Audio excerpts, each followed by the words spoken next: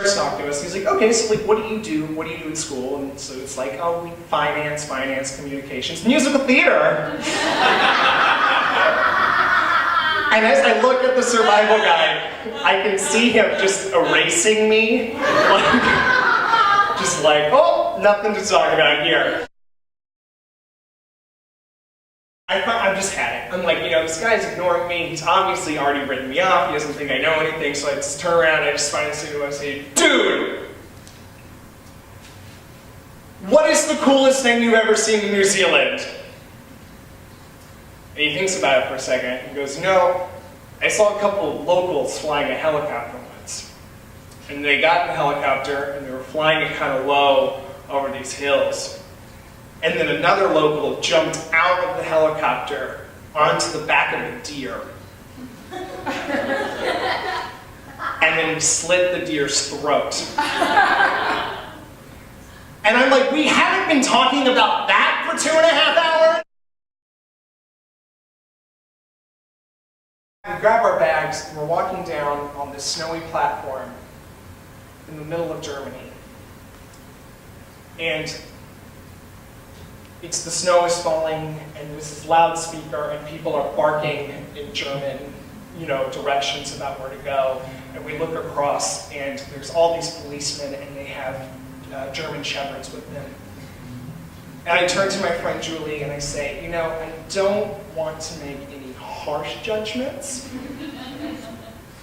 but if I see a girl with a red coat, I'm getting the fuck out. And she's like, oh, it's fine. They just want us to get on these buses and they'll take us, north.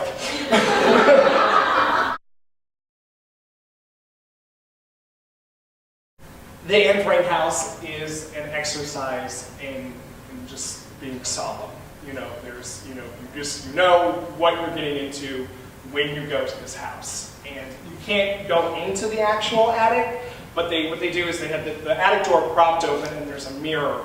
And you can look into the mirror and you can see the attic where she wrote the diary. And we're standing there kind of in reverence about the entire thing. And I hear this American tourist behind us say, it's just incredible. She was blind, deaf, and she wrote a journal about the Holocaust.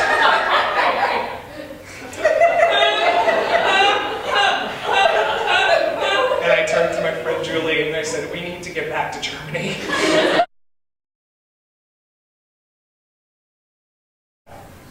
So he walks up to the barmaid, and he leans into her, and he asks her, is this a gay bar? And she laughs, and she leans into his ear, and she whispers something into his ear. And then she giggles and walks away. I say, what did she say? She said to me, in Granada, we have many homosexuals, and we have music.